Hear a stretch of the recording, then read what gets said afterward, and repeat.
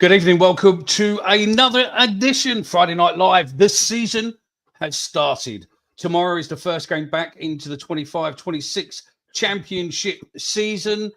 And just showing that we mean business this season, we have gone live bang on 8 o'clock. So all you negative bastards in the chat expecting us to not go on time and slag me off, up yours. We're back. Me, I am joined by the one and only Omar. How you doing, fella?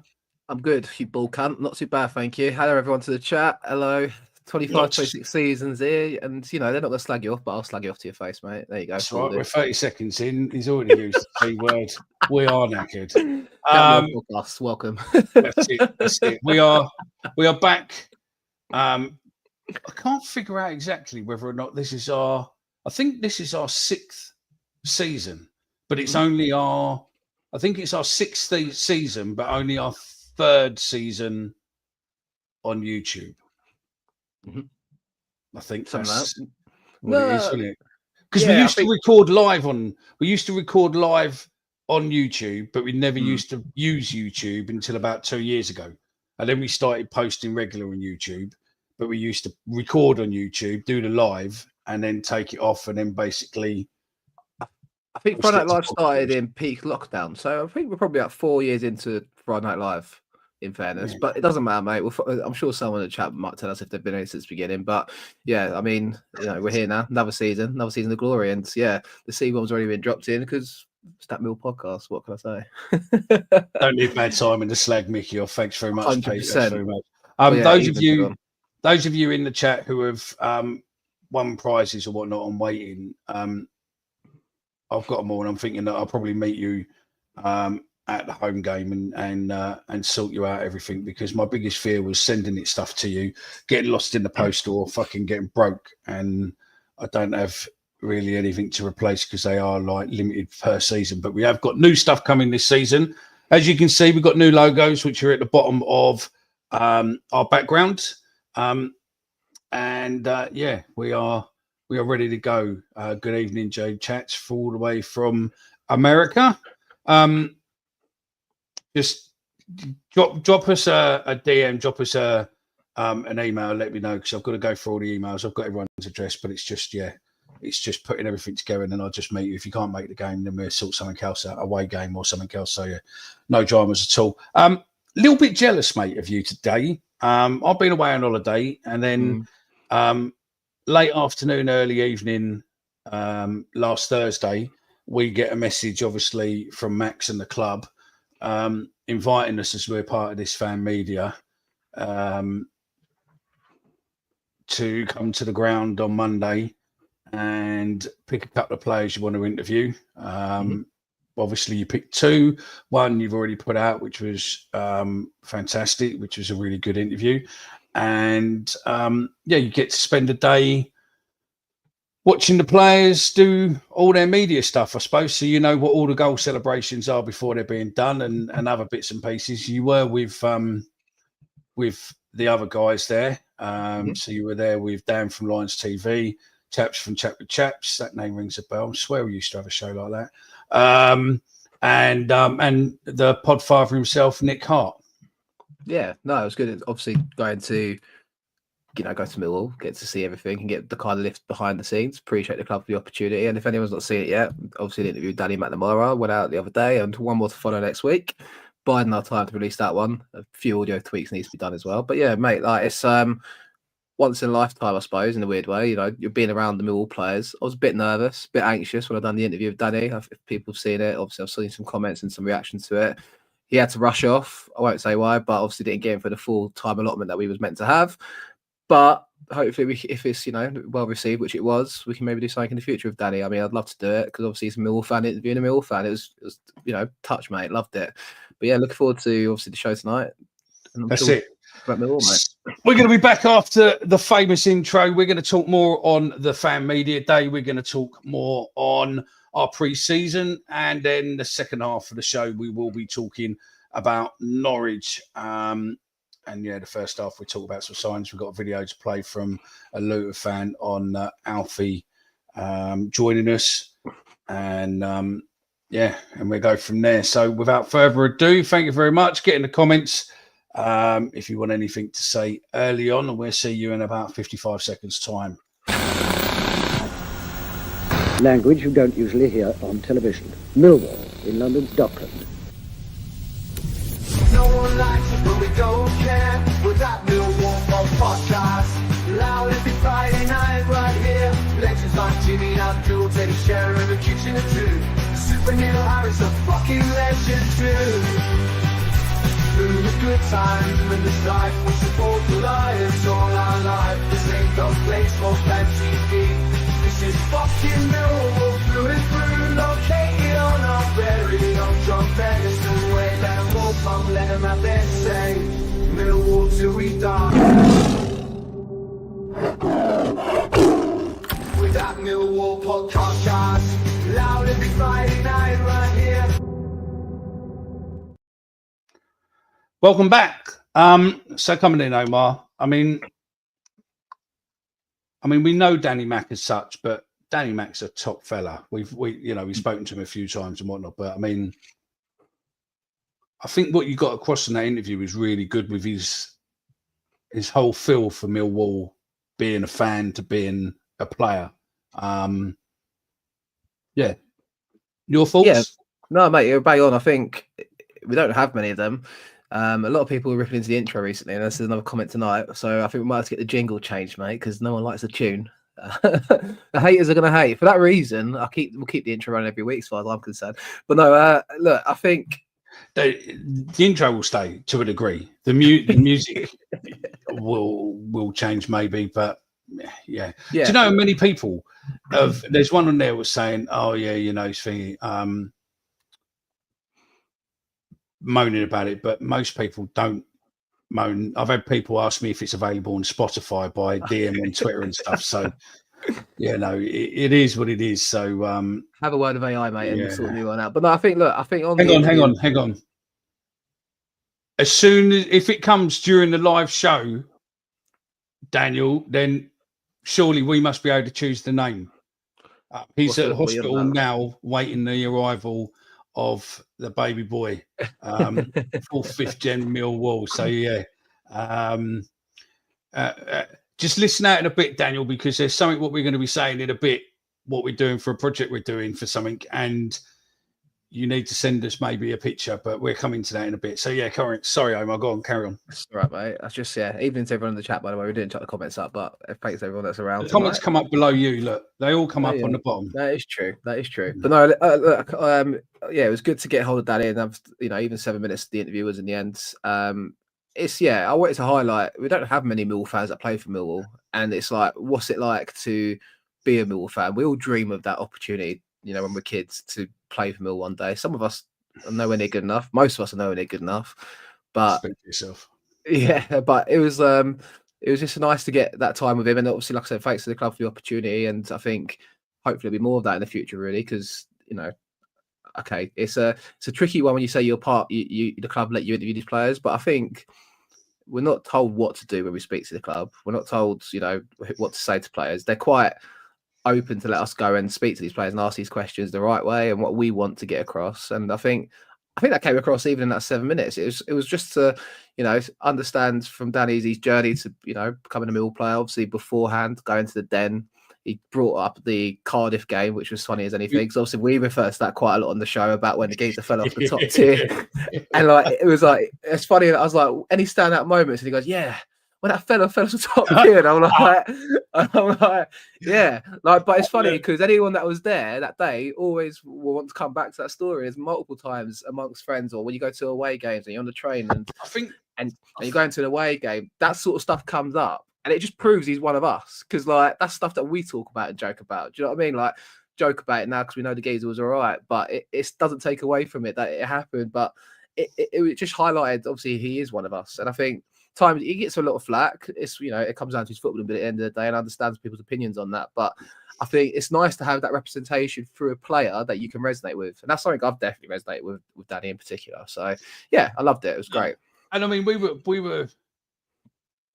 we were thinking, weren't we, when you sent me the clips, we were looking at them, and we both thought the same of, oh, mate, the club's not going to allow this. This ain't going out. And we're thinking, as it was, he was running late, and the interview, we had 15 minutes with him or 20 minutes with him, and that was cut down to about 6.5, to be fair. And it was like, oh my God. And then we look at these and we're thinking, by the time we edit, this has gone down to about 2.5 minutes. And it's like, mate, no. And to be fair to him, we sent it to him. We said, look, this is it. This is the final thing. There are a couple of bits in there. And they went, no, it's fine. No dramas at all. Off you go. Because I think one thing what we want to do is that there's been a few bits online of going, this fan media stuff and all that, you're kissing arse, you're doing this.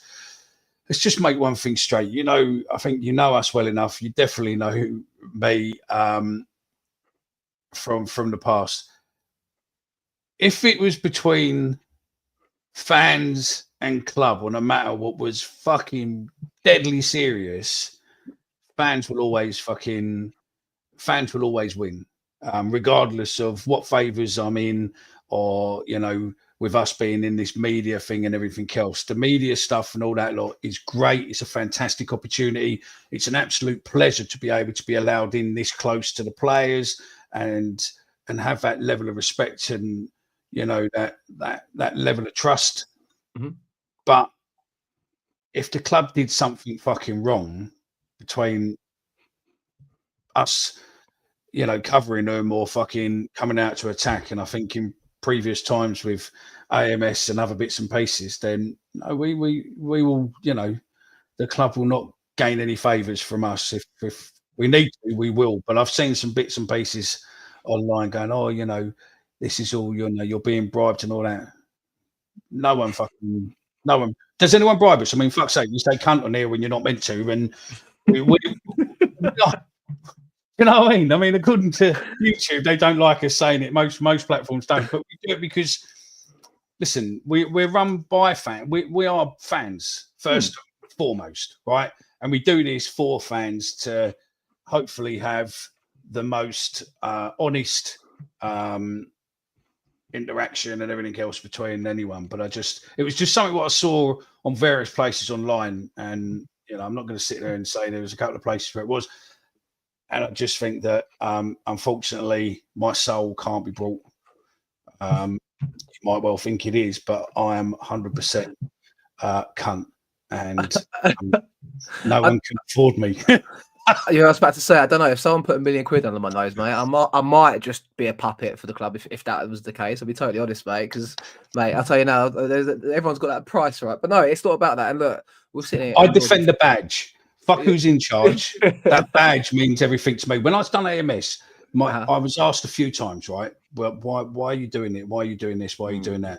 And I said, and this is straight up, and you'll find it in media, I think it's in Guardian and other places. When I was asked, I turned around and said, listen, I want my kids to go through the same level of torture and punishment and excitement and overwhelming feeling what I've done, and I'm not going to let some fucking local council and some fucking developer take that away from my children. They have to suffer the same pain I've suffered. Yeah, no, I say it in jest about look, end of the day, it's about who the person is as well. Like I get nothing out of slagging off Millwall, to be honest. Like there's no thrill there for me. I don't. Yeah, Mickey was fan of the board, by the way. Make sure you drink to that. Mickey was fan of the board. Bingo, drink. There you go. We're going to be making bingo cards this season, so yeah, don't worry. But no, look, I'm everyone that knows me and obviously doing the show and stuff, people probably know, but hear it from me. Like I'm very glass half full, even at the worst of times. I don't get too high and too low of my emotions, so I don't get anything out of slagging the club off. We can call the club out on things we don't disagree with. Think back to even stuff like when they used to, like I think even like doing the Mill TV stuff, which they've upped unbelievably throughout pre-season, right? The content that the club's released and stuff. But then I thought put it behind the paywall. I don't think they've done it justice the last couple of years, but this summer they've been smashing out the part of the content and behind the scenes footage and everything that we've managed to see. And there was literally interviews every single day going out that about 5. And they lowered the price to season ticket holders. And they made it half price, 50% off season ticket holders, which I opted into with the finance offer that they put in as well. So I was like, yeah, perfect. That's a bit of me. You know what I mean? So look, I think it's always going to be a give and take with it. Of course it is, because, you know, the opportunity, we're not going to go in there and start slagging players off to their faces. But I'm not like that anyway. I'm not that way inclined when I talk to people or talk about Millwall. It's not my way of doing things. So, yeah, look, it's a good opportunity. I love it. And hopefully there's loads more to come in the future. I think we're a critical friend, because I think there's plenty of times on the show where I will gun at them because of obviously inside whatever, or see how it works and whatnot. And I will go at them and go, no, it's fucking thing. Same. Well, look at the saga with Harris. I was like, I wasn't having a go at Harris the man. I was having a go at Harris the person, as in like, what's he doing? It wasn't him. And you were sitting there being a fucking Harris lover. And, you know, but I think that's what you get with us. Do you know what I mean? Where there's one of us totally against it, one of us is totally for it. And then we have our registered, certified fucking lunatic, which is Jay, who thinks that fucking QPR and Derby are going to make the top fucking 6. But hey ho. I think what's interesting, mate, when you think about bingo cards, people would put the bingo cards for me of saying, Omer brings up Neil Harris, but you're the first one to bring up Neil Harris today, mate, not me. So just, you know, scribble that one on your bingo cards. But no, look, it's a good opportunity, and we are very, we say as we see it. That's all we do, and you know, love to. You might not like it, you might not like us, but at the end of the day, and there are a few of you who come in week out in the comments and moan about something every week, and yet you still come back every week and watch. So listen, we're not there to be liked by everybody. I mean, fuck's sake, no one likes us, we don't care. But we hope that we give you a laugh, we give you a break from life what's fucking way too serious.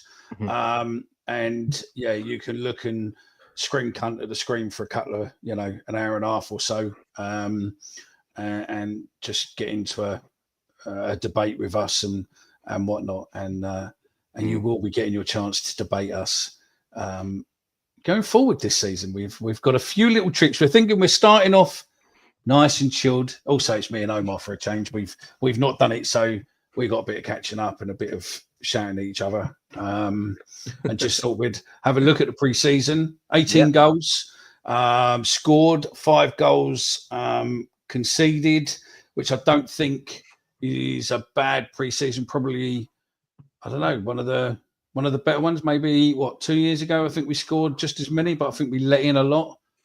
I think it's 18 goals scored, 5 against, as you told me before we went live. So if Mickey's maths is wrong, point it that direction, not towards me. But I think with pre-season, you learn. I think there was one pre-season on the K jacket where like we beat teams 4-0, 5-0, 6-0. And then we nearly went down that year. So, like, you take it with a pinch of salt at the best of times. I remember, like, I think that season in particular, we went to like, Dartford, won 5-0. Josh McCoy scored 2 or 3. And I'm thinking, fuck me, we look shit hot here, right? And then Josh McCoy gets injured before the first game of the season. And then we nearly go down that year. Like, but I think what I will say is what's evident in what Alex Neil's trying to put into the players, the style of play has changed a lot. It feels like we're trying to get forward with intent. It's not just pump it long.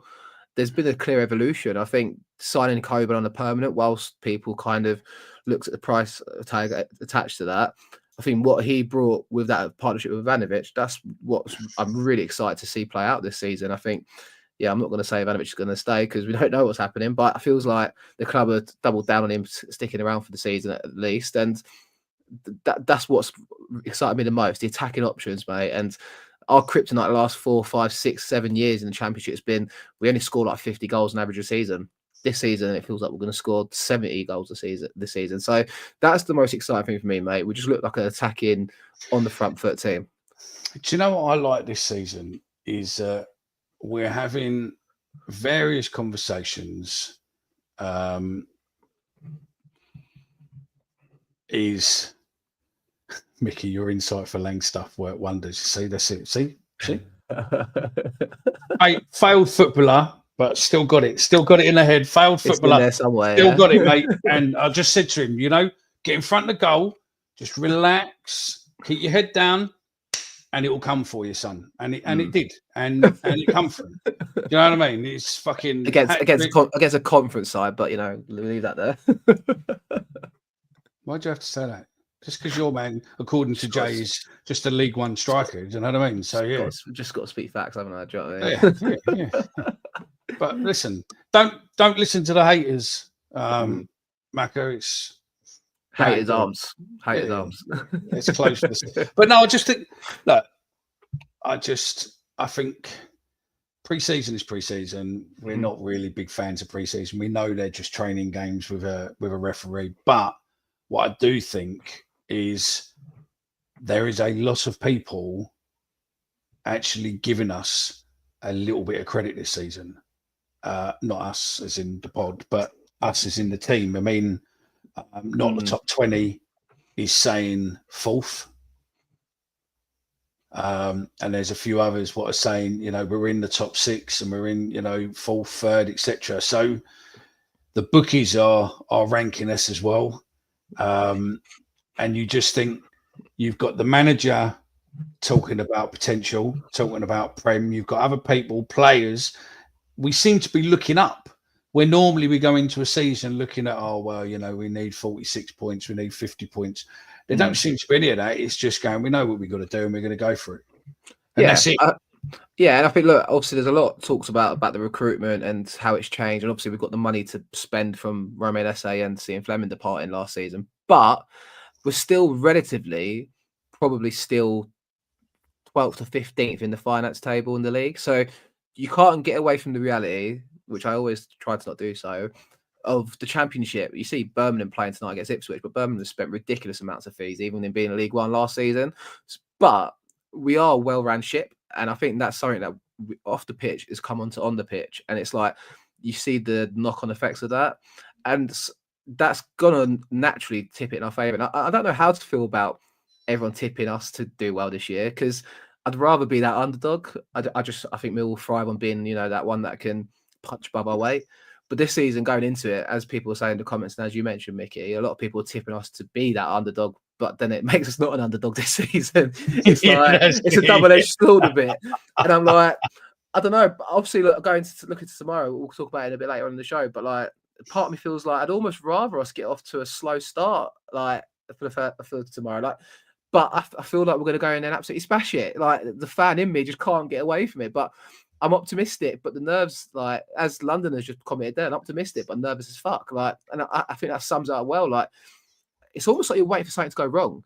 And I think supporting Millwall for the last 25 years of my life, I'm 30, by the way, but just before Mickey corrects me on it, but I've supported Millwall for the last 25 years, as far as I can remember. There's normally something that goes wrong. That's all I'm going to say. And it's like, but it feels like without a ball being kicked this season, we're on for a good season, and that's all you can ask for as a fan. So we'll see. Long way to continue, mate. I think that's it. I think it's nice going into a season with a little bit of optimism. Do you know what I mean? Rather than we normally go into the seasons going, oh, for fuck's sake, where are we going to score goals from? What are we going to do here? What are we going to do there? And you're looking at going, 3 weeks ago, everyone was moaning about players. We've suddenly signed Alfie Doughty, Doughty even. And no one expected us to sign him. Yeah, for sure, mate. I think also, like, if I think back to this time last year, I think I checked it the other day to be sure, but I predicted us finish 19th. Do you know what I mean? And this time around, if anyone's watched the other day, I want to tell you, I predict us finish 5th. Like, and it's that's more just the fan in me. Part of me honestly thinks if we finished 8th this year, I'd be happy as Larry. If we finished 8th again, like, okay, it's consolidate and keep going again. And we want to get into that top 6, but there is a lot of financial muscle amongst the division, as I said earlier. But like, we're attracting good quality players, like you say, with Doughty, mate, for sure. And I think on that note, something what was meant to have been played out last week was one of the Luton guys I know who was talking about him.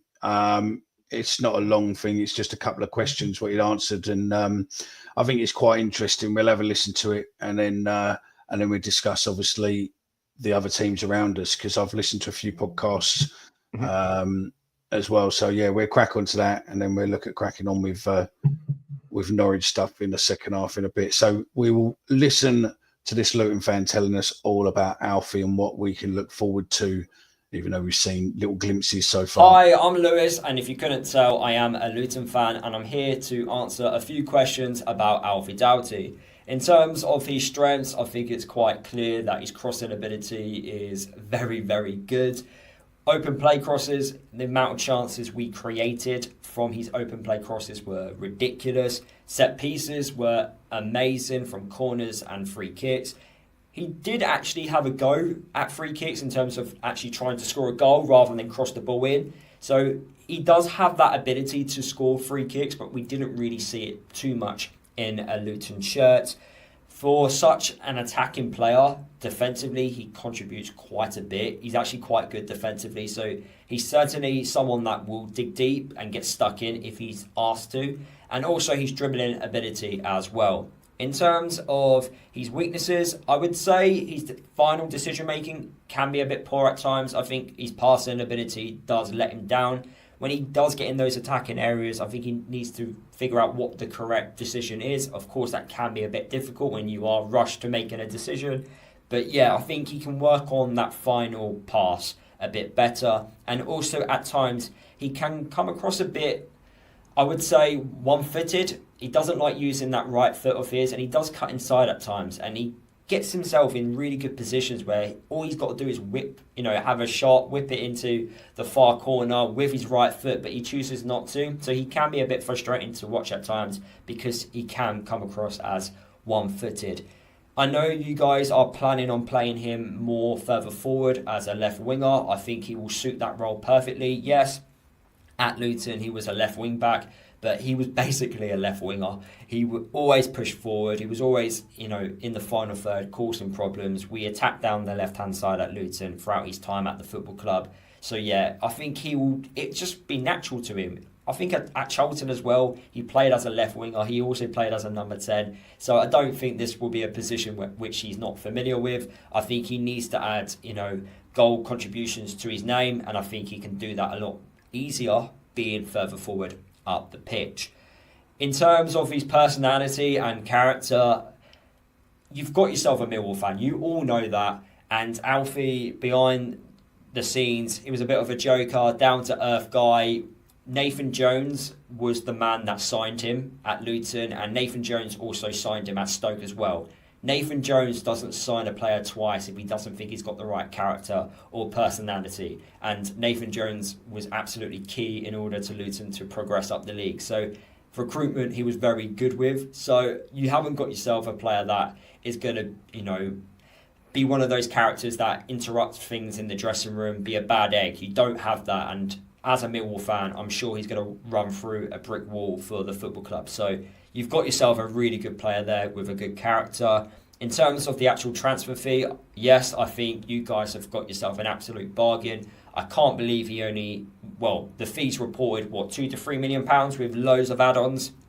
For me, the fee should have at least been £5 million. And I know people are going to say £5 million for a League One player, but he wasn't a League One player. He's a top-end Championship player, someone that done extremely well in the Premier League, someone that's done well in the promotion-winning season for us as well. So yeah, just £3 million for me, it doesn't fit. It doesn't sit right with me. I think we've been mugged off a bit. So you've got yourself a fantastic deal. I know there's going to be plenty of add-ons in this contract, so I hope he does extremely well and you guys send him on and we get that sell-on fee. But yeah, I think we could have at least got £5 million. There are some Luton fans out there that wanted £8 to £10 million. So I think £5 million would have at least been okay. We could have easily have asked for more. It's just recently signed a long-term contract with us. So it had all the capabilities of being such a big fee. So to hear it such a low fee, it's a bit frustrating. All I'd say is our negotiating team's better than yours. It's interesting to hear him. Interesting to hear say he wasn't criticising his end product, but he's passing and decision making in the final third. For someone that's got nearly a goal assist every 3 games almost for Luton, for him to turn around and say that, it does make you wonder. Like, I'm not criticising him; he's seeing week in, week out play for Luton, but if he can improve that passing element, what's he end up getting 30 assists this season? Do you know what I mean? Like, yeah. You're right though. The fee was good going, wasn't it? Supposedly, if it's rumored to be that £2 to £3 million mark, like you said, not bad Yeah. for is it? No, that's it. I mean, someone put out there that it was 2 to 3 million. I mean, I've got no idea if that is what it is, and there's nothing what's come out to contradict that as such. So, and again, it was undisclosed, so I doubt if we're really going to know. But 2 to 3 million for a player of his, capacity is, I would say, fucking hats off to Steve Gallen and James Berylson and Mark, etc. Do you know what I mean? I think that's a fucking blinding bit of business, especially as someone in the chat just said. It was. No one really saw that coming either. Saw it completely out of the blue. Yeah, I think that's something the club's obviously done deliberately, haven't they, since the new regime's come in. There's no leaking it to the press. There's no putting it out there to get feeling. I don't know why it gets leaked, to be honest, in the first place, but I guess it's maybe the circle of people that were there before. Maybe people had their sources or someone they turned to, maybe get a little underhand pass for it to get a story or exclusive. But yeah, the club's very tight-lipped on it nowadays, and I think that's what brought that worry a couple of weeks ago before we signed him, because everyone's like, where are the signings? But, I think as we said at the time, it's just trust the process and trust the club to get it right. And that's kind of where we're at now, isn't it? It's not about, obviously our opinions count as fans, but we just got to have the faith at the board, and the board so far delivering the goods with the signings we're making, mate.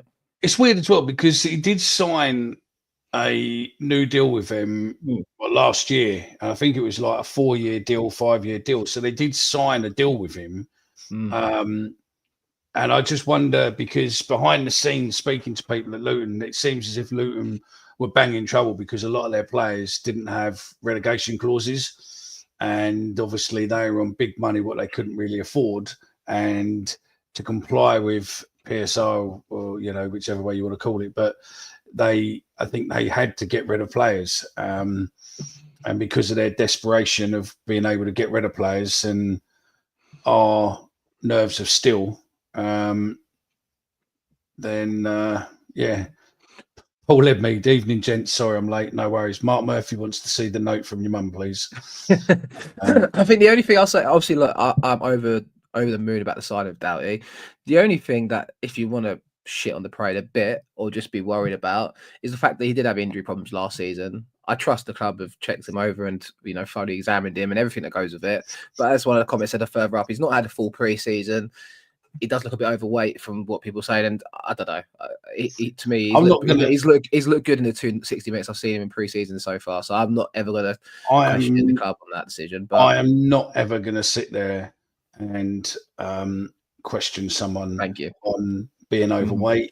Correct, me too. Hairstyles or anything else. So listen, we are two fat cunts with dodgy fucking barnets. So it is what it is. But no, I think the only thing is that I hope he gets off to a flyer and the team gets off to a flyer. But I just don't want there to be an early injury or anything like that. Touch wood, nothing like that happens. I just don't. But I think everyone seems to be over the moon about this signing, aside from Luton fans because of the rumoured fee. But it wasn't long ago he was getting assists in the Premier League. What was it? He got 11 assists in the Premier League that season, and probably could have and should have got a move to another Premier League club, but chose to stick around last season. And mate, look, it's exciting. I think it's exciting. I think, especially if you look. I mean, we're going to Norwich in a little bit. We got time, so that's fine there. But I've been listening. Obviously, I've been away this week and a lot of driving, to be fair, where we went. So I've listened to the Wrexham podcast where Sean Harvey pretty much gave away their whole secrets for the whole of the season upcoming, how they're going to play and all this sort of stuff. But what was interesting to teams like them were listening is that they don't look to buy players to keep. They look to buy players to get them where they need to get to, and then they basically short-term deal, get rid, upgrade, and then move forward.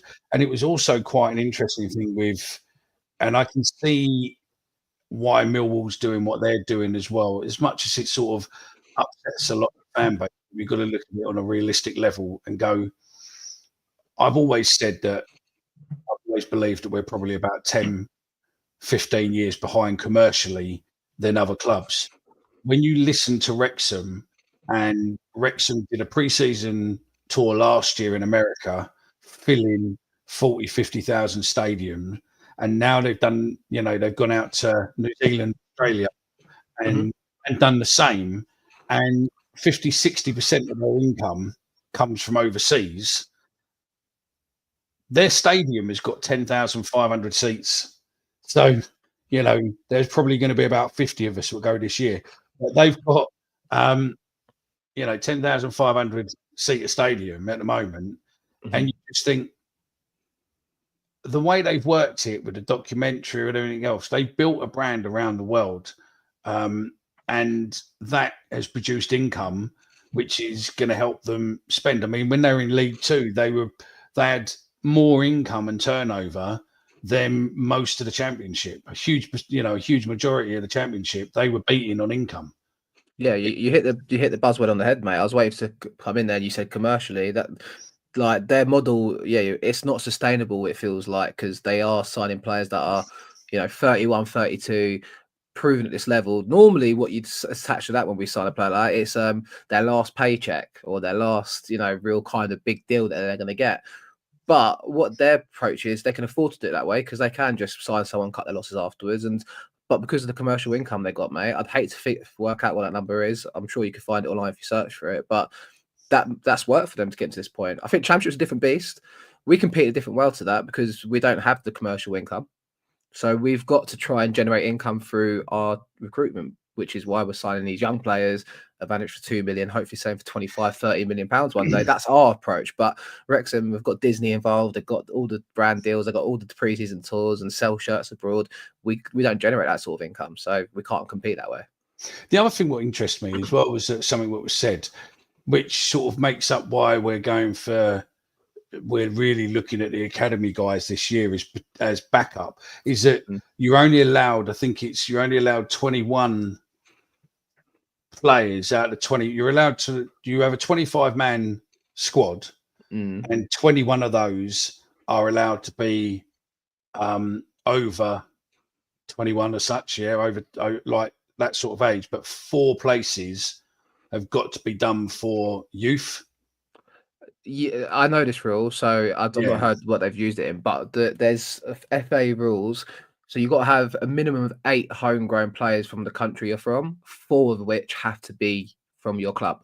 Yeah. So you're right. It's got to be, but that's not a requirement. It just means if you had only then 1 homegrown player, it means you can only put 22 in your squad. So you can't have the 3 additional slots.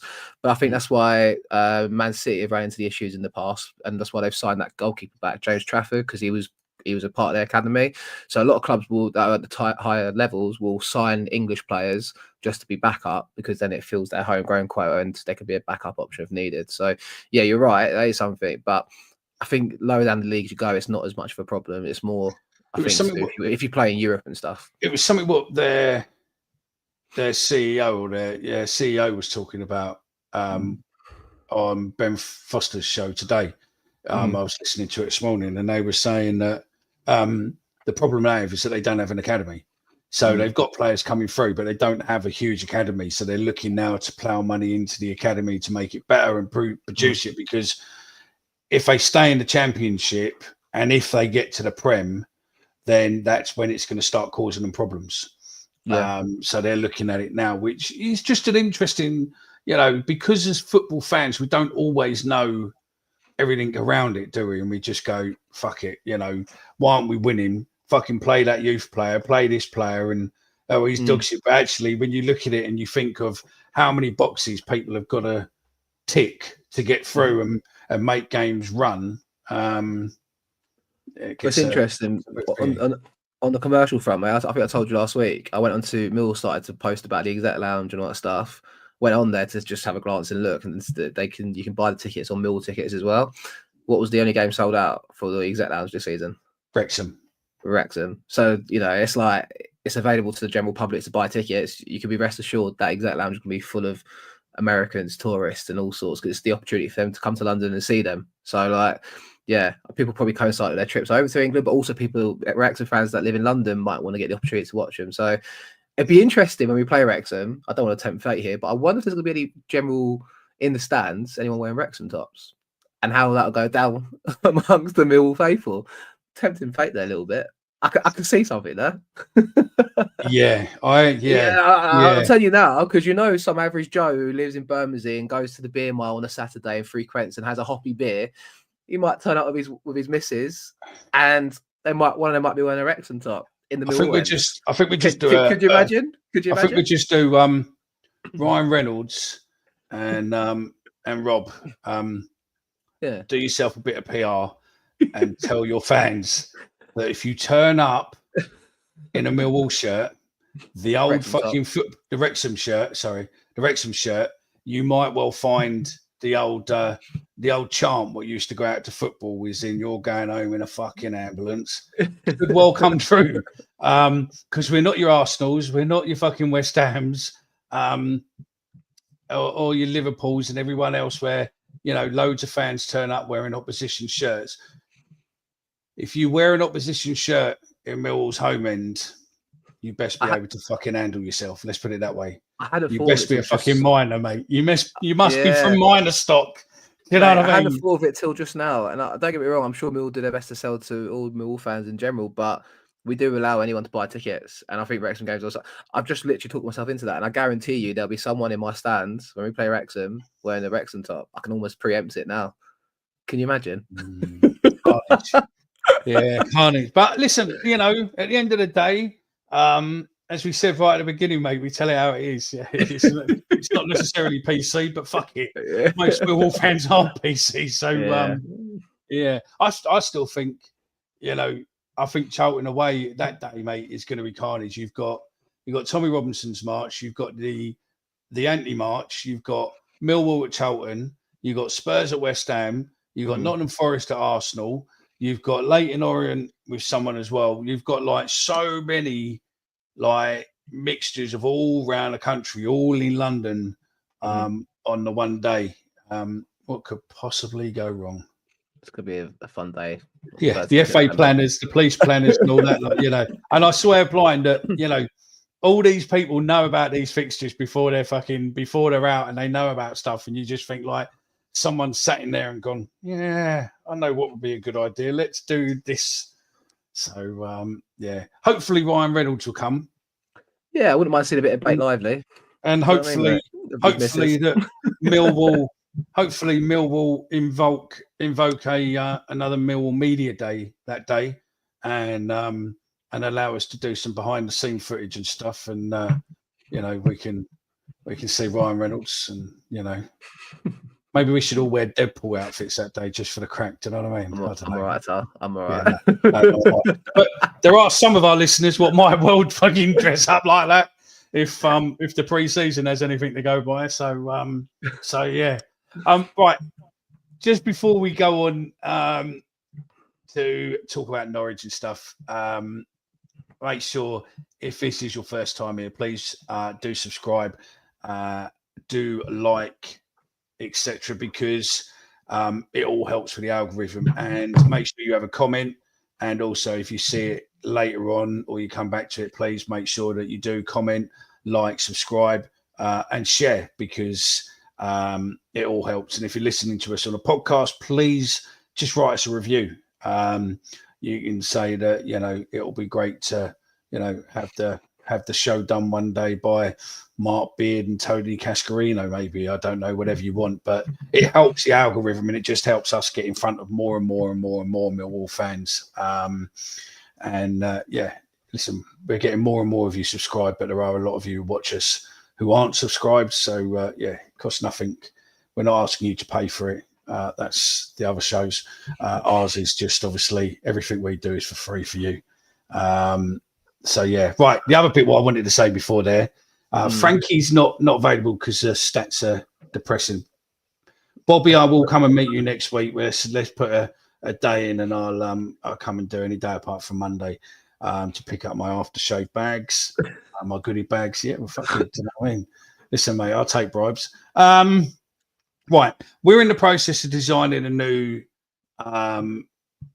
thing to go across the channels, and it's 140 years, and what we're looking to do, and it's something where Omar come up, and it's a good idea with it. We were looking at old photos. What old photos around Millwall? What stand out? Like Jimmy Abdu after the Leeds, Kale's goal, that sort of stuff. But then he come up with a blinding idea and said, "We do this for the fans. We're fans. We do it for the fans." So look, if you've got a great picture of you an away day with your kids, or like Daniel, your boy's just going to be born.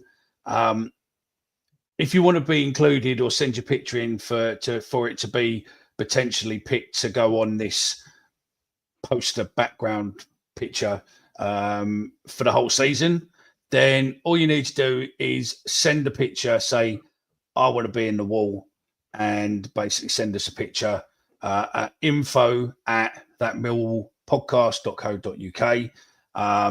We'll pick up the email and we'll collate all the pictures, and then we'll look and see what's what. So if you want to be part of the wall, of our wall, being wall, how many more times can I say wall?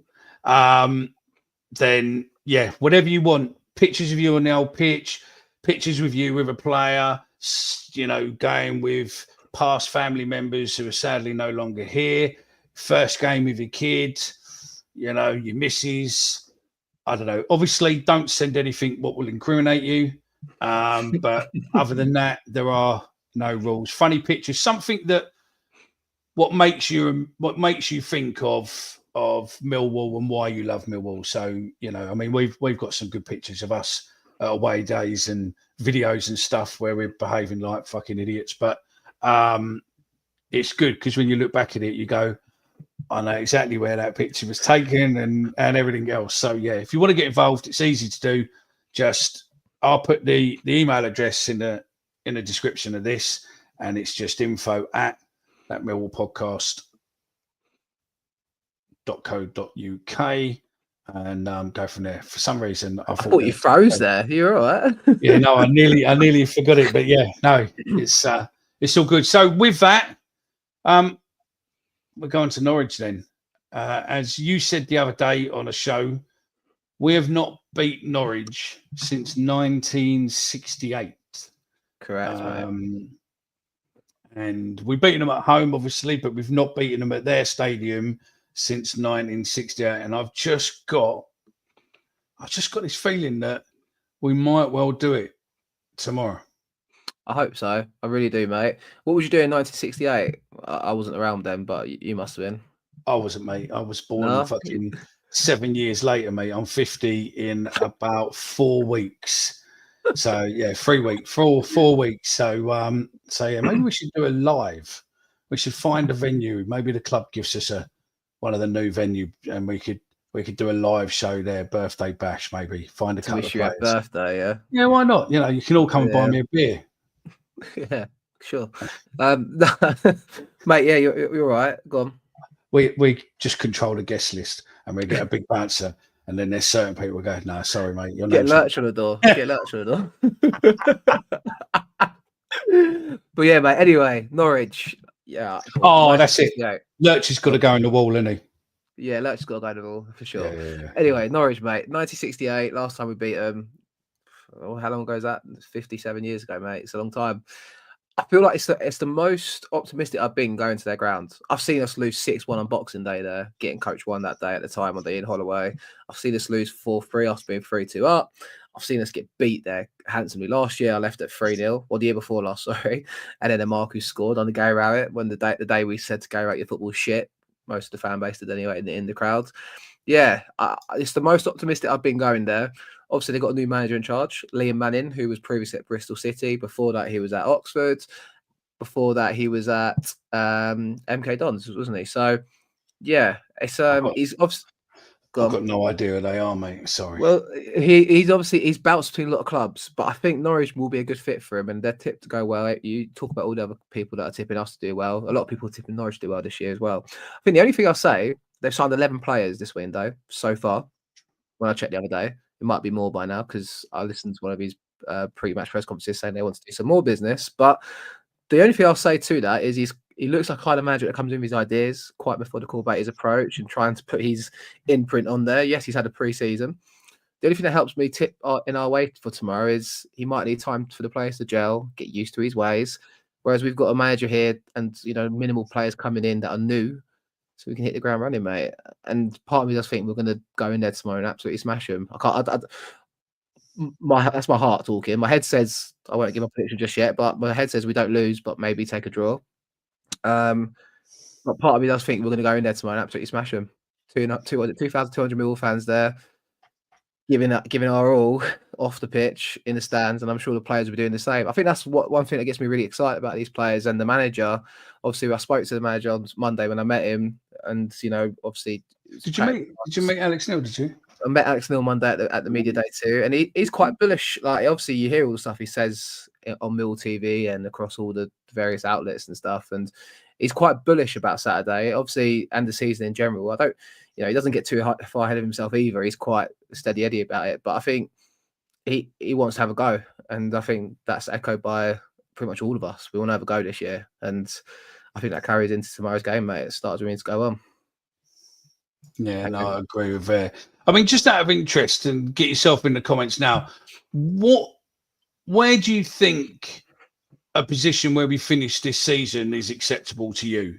I would probably say anywhere under 10th is probably expected, but I think 6th or above would be a fantastic into this season. So again, get yourself into the comments there. Well, on that, Mickey, you weren't on the show the other night when we gave our 1 to 24 predictions. If you haven't checked it out yet, be sure to do so. It's been well received. Where do you think we're going to finish, Mickey? Pretty much where you boys have said. I think we'll be in the top 6. I mean, my heart, again, is saying because of stranger things happen, I could see us potentially getting 1 or 2.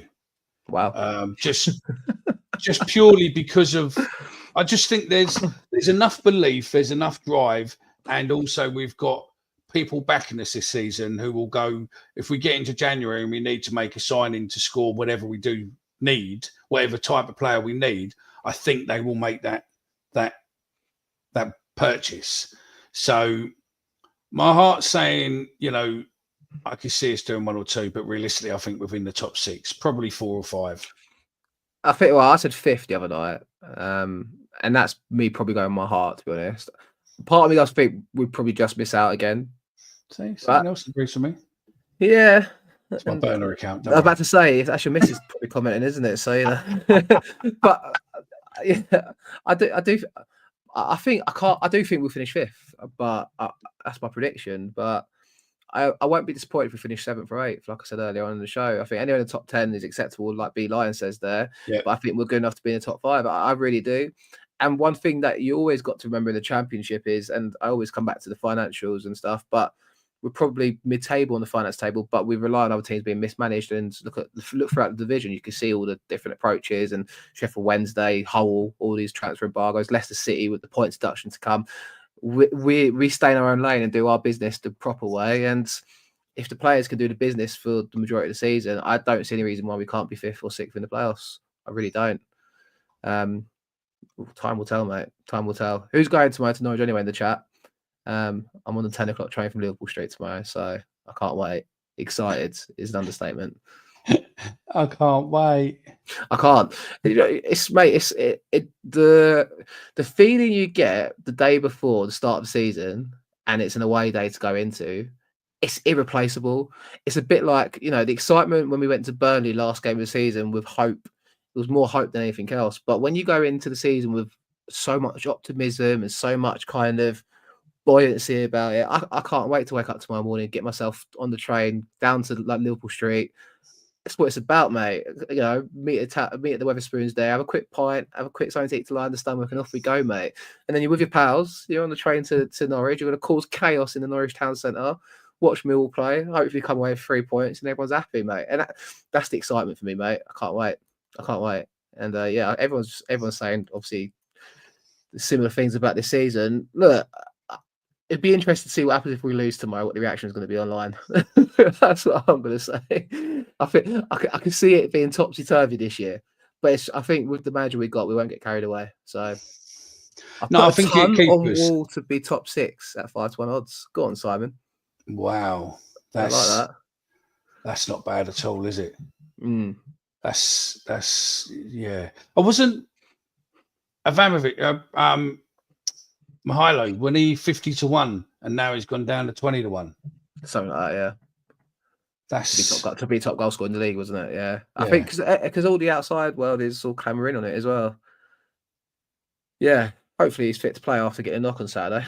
No, I think he's fit to play. I think we'd hear otherwise, but yeah, I think I'll tell you what. On Saturday when we played Estoril, when he went down, he rolled his ankle. I think midway through the start of the second half, and like he's still running around on it afterwards. And he looked fine, and he was fine, but I think he didn't train on Monday. He was there, but apparently I didn't watch the open trade session. But supposedly he went around signing autographs and stuff. But I'm sure he'd be fine for Saturday. But he kept running on because he's that sort of character. And I'm like, fucking sit down, get off the pitch. It's pre-season. What are you doing? Like, what we doing here? Do you know what I mean? And then Coleman pulls up a cramp, and I'm thinking, Jesus Christ. So that just shows though how quickly it could change. Yeah. I think that's what we need to remember. Like, it could change so quickly at a drop of a hat. And there's the rumour that went around today on Sky Sports or Sky reporting that Tanganga's got interest from Italy, Sassuolo, whatever.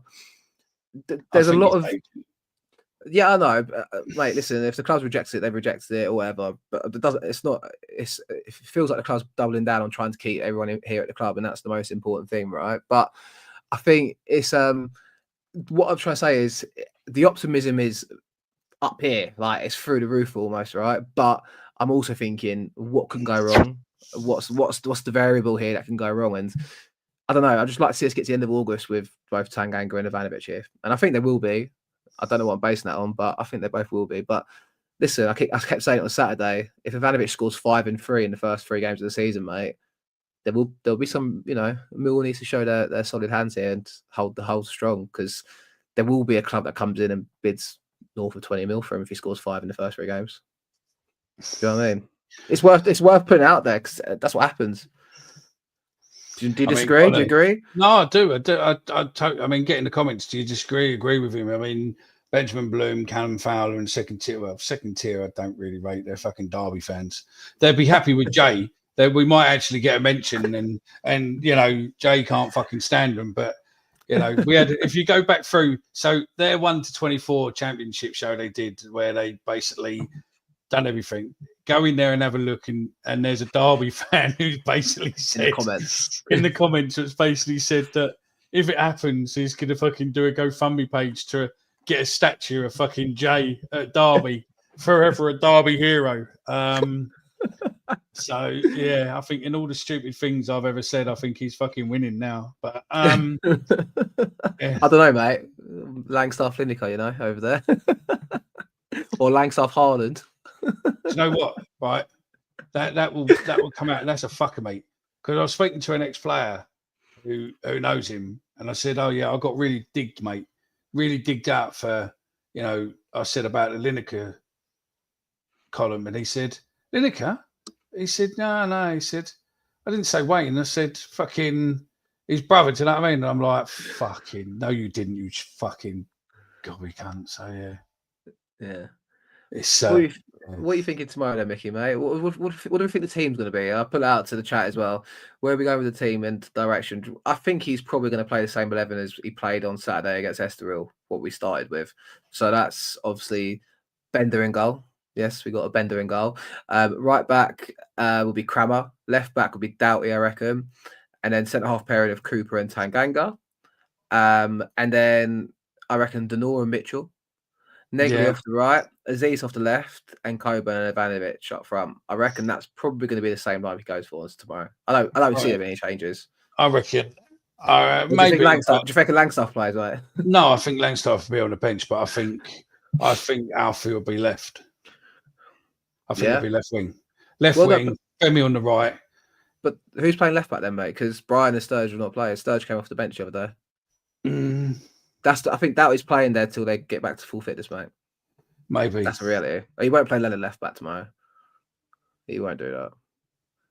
I think. As they've said, and it's been rumored online, we might have signed Doughty to play further forward. That's great. But I do think the likelihood is Doughty plays left back tomorrow till Brian and Sturge are back up to full speed, mate. Peter Sullivan says, I think Luongo instead of Billy. That's an interesting one. Obviously, Billy's minutes, he played 60 against Sutton United, or 45 even against Sutton United. Then he played 60 against Estoril. So I do think he's got enough minutes in the bank to play tomorrow. Whether he sees out the full game, likelihood of seeing Luongo come on the pitch, I suppose, towards the end of the second half, I imagine. Again, though, it's a shame. Billy Mitchell constantly gets injured in pre-seasons, mate, it feels like. Do you know, there was a theme with this, because I'm sure he got injured a couple of years ago in pre-season trying to beat the 1,500-metre record. You know, that the thing they do, the bleep test or whatever at the start of the season? Because I think he was, and I suppose there's a story where he tried to challenge Murray Wallace, and then he ended up being sick, trying to beat Murray Wallace's record. Yeah, we need to do that. Part of the fan media, we need to do that. You and the market. 1,500-metre test. No, yeah, right, you and the market. Yeah. I'll get ribs for that. So I think it was Terry. Shout out to Terry who watches this sometimes. He said, well, Marcus called twice at Sutton. He was like, there you go. He's listened to you.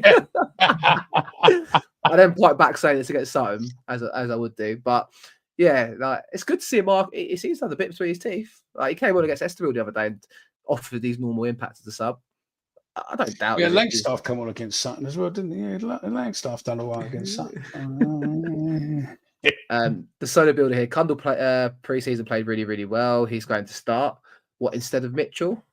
I think a lot of people push this agenda about Cundall. I don't see him being part of a midfield too. I don't see it. I know he's played a couple of times there in pre-season, but especially away from home, maybe in a home game where we're expected to go after teams. But I think Cundall's too lightweight to play away from home at a club like Norwich, to be honest, in a midfield too. Just my personal take. He needs to put a little bit on, doesn't he?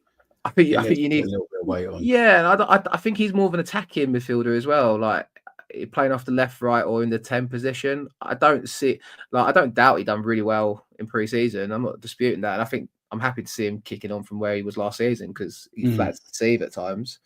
But he does look sharp. But I don't think he gets in ahead of. I mean, Negley's an interesting one. Maybe, you know, he's got his opportunity to impress tomorrow if he starts. But maybe there's a room for Cundall to play off the left and Aziz off the right. We'll have to see, won't we? Yeah, I think Negley will end up playing at number 10 when everyone's fit and everyone's in the right position.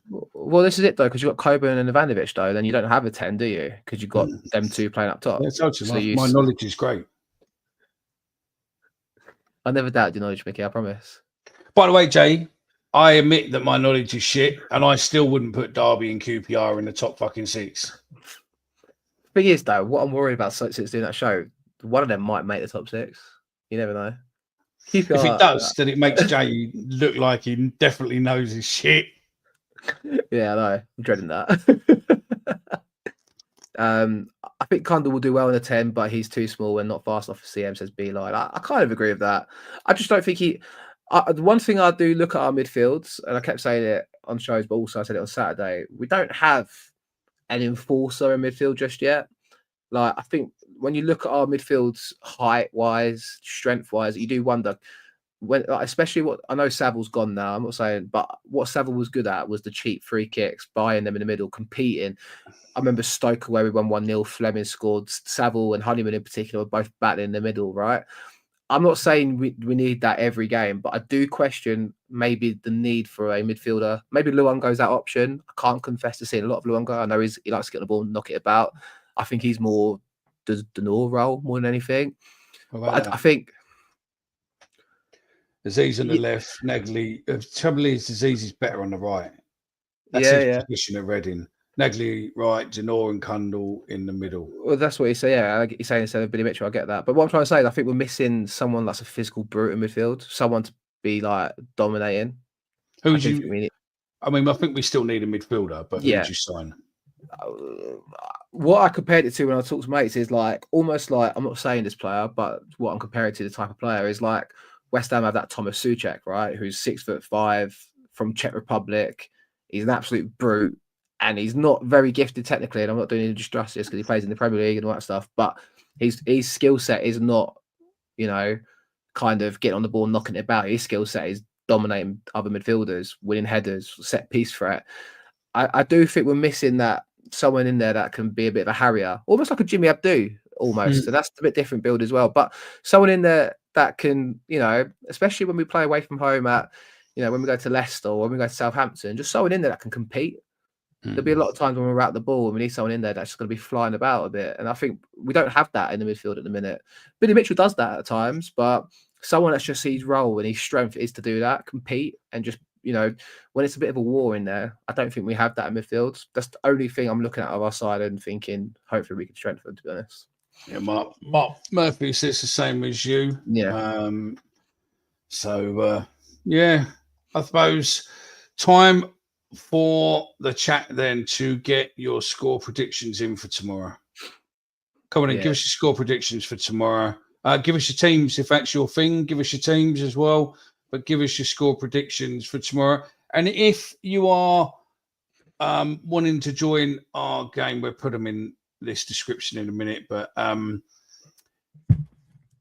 we are running the prediction game again this season. We're in the process of securing some sponsors for the prizes, so they will be announced shortly.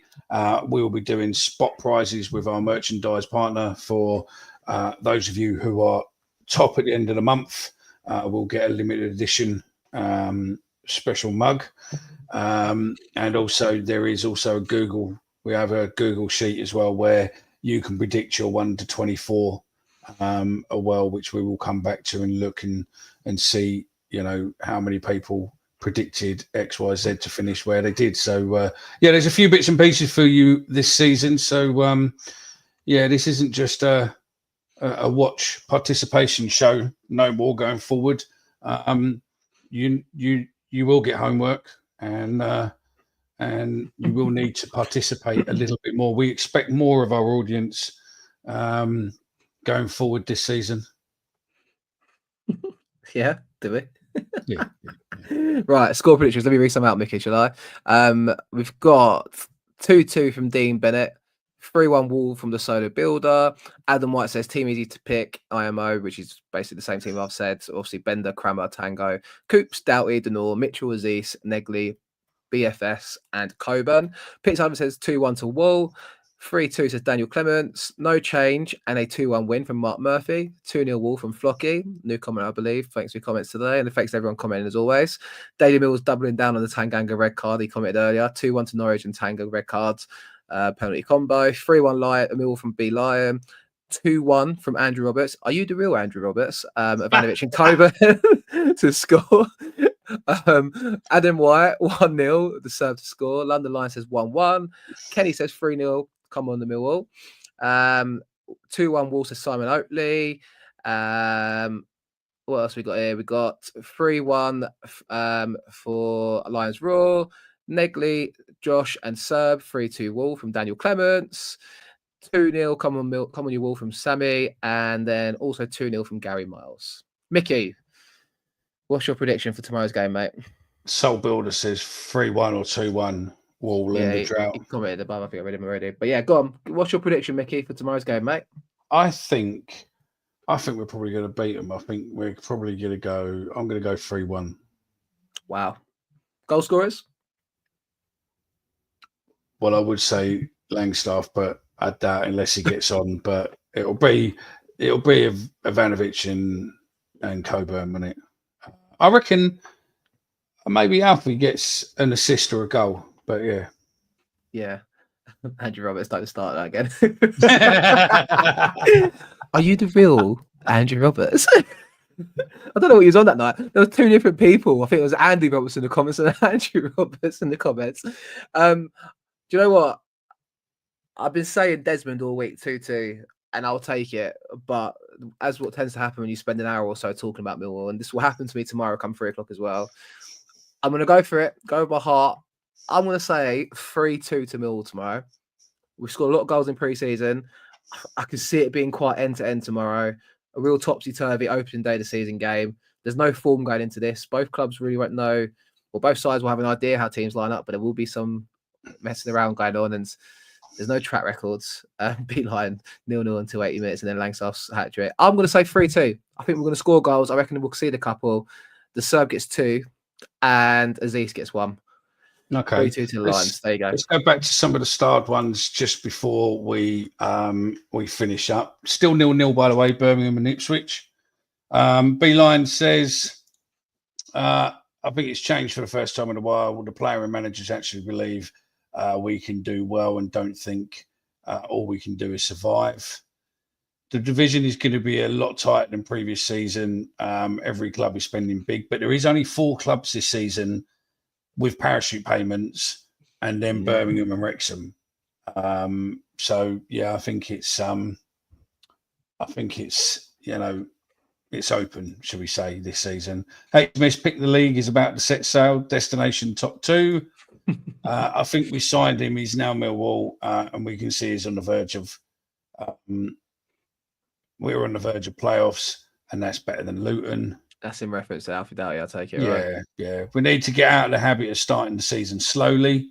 Interestingly, that's something that Alex Neil's very aware of as well on Monday when we spoke to him. So, look, let's not get carried away, but I think that's well documented amongst the squad and the manager. So we'll see. No, that's it. We spent a lot. Can't believe the Fleming and SA Sales have paid for all the players we've brought. I hope this is a last flutter before the chairman sells if we don't succeed. I don't see that happening, Danny.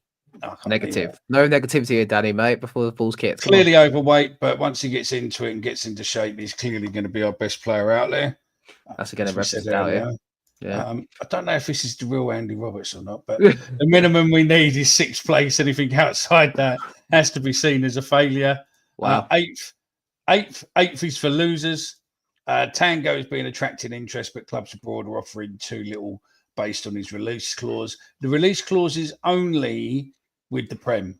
I think that's his reference. I think it's only with the Prem, and other than that, Millwall are fully in, destiny, because I think he's got another year on his contract. So I believe that we've offered him a new contract too. We have, yeah. So we'll wait and see. But he's allegedly his agent is a little bit tricky. So don't always believe everything what you read in the papers, because I reckon he's got a mate or two who will write something he wants in the papers. So yeah, allegedly. Millwall rejected €4 million for Tango. Yeah. Do you think if no offer comes in for Tango, he might sign a better contract without the silly release clause? Yeah, maybe. But I also think the release clause is only for this season. I think it's only for this window. Well, he only signed a 2-year. He only signed a 2-year deal as well, didn't he? So it wouldn't be non-existent if he signed a new contract afterwards. Maybe they'll be negotiate another release clause. I think Tanganga's probably likely to. I don't know. I think he wants to see what happens at the start of the season and go from there. For what was going on. I think he wants Prem, doesn't he? Really? I mean, he went to Germany, didn't do a lot there, so I can't. And maybe it's possible here. Who knows? That's it. News at Den said we're going to give Tango. There is a new contract on the table, so there is truth in that. Well, yeah, from the fans forum, then Mill typed it up, didn't they? So, yeah. And to be fair, mate, News at Den are quite well in there. So yeah, I believe what comes out of them to be fair on that sort of stuff, more so than other ones. Same 442, but Cundall, and then Billy Mitchell just likes a long summer holiday. I think that's in reference to me saying he's always injured in pre-season. No, that's it. That's it. So yeah, the final ones have come in. So Gaz says Alfie to score from a free kick tomorrow. That'd be nice. Definitely feels different this season. No tragedies to deal with, and a much better squad. That's good.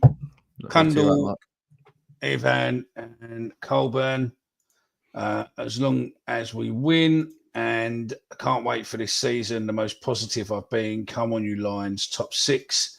It's Tango's release clause 1.2 or 1.5. I think it's around 1.5, maybe 1.8 with everything else added. So yeah, it's just so we can wipe our face only for Prem. Leslie says 2-1. Andrew Roberts, the real Andrew Roberts, says 1.2 million. And this is the real Andrew Roberts. We're believing. That's it. We're done. Sam Fizzy says first. We're going to be top of the table. We're done. We'll be back, obviously, with a Friday Night Live next Friday. We will have some shows in the week. So keep watching. We will announce the full schedule of what we're going to be doing going forward. Everything realistically will be in place for when we have our first home game, because at the moment, you don't really feel the season starts until we've been battered at the Den for the first game in the Championship. So, yeah. I was wondering where he's going with that. The season starts tomorrow, mate. Come on, I'm buzzing. Season starts tomorrow, but it's always better when it's at home. So, Omar will be on the train. If he's drinking, give him a slap and take his beer. Good luck there. But no, that's it. I'll be off me. No. And if you are at the game tomorrow, again, the same email address, info@, you can always send us some spotting pictures of Omar if you see him out and about, mate. You know, we'll see if you can spy Omar. That would fucking creep me out, so yeah. There you go, boys. There you go, boys and girls. Secret pictures to the email. He has the email too, so we'll be able to suss out where you are. But yeah, anything you want to say, Omar? No, buzzing to be back. Look, any final words? Thanks everyone for commenting today, as always. Nice to see all the friendly faces and some new faces in there. Look, it's exciting times. Birmingham's just scored. Alcohol is haram. Listen, alcohol is all right for me on a Saturday. I promise, it's my religion. Look, everyone, thanks everyone for commenting. I'm excited for tomorrow, and if you do see me and throughout the pub, let's have a beer together outside as well. But look, it's not buzzing to be back. Our 5th season doing this, 6th season doing this, as we said at the start, and long may it continue. Come on, you Lions. 3-2 tomorrow. I said it now. There's no going back. Oh, giddy up and get away. Oh, we're going Millwall and we're going today. Here we go. Rocking all over the dance.